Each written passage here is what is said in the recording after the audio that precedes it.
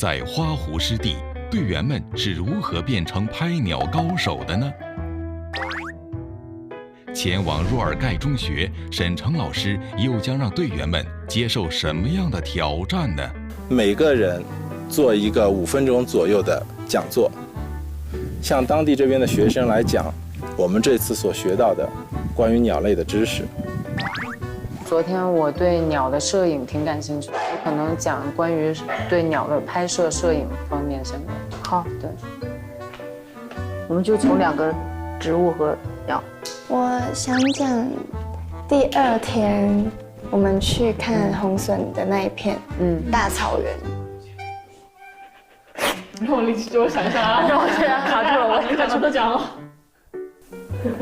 我真的是临时想的，我没有任何的想法，好难啊！探索青年飞鸟记第6期，敬请期待。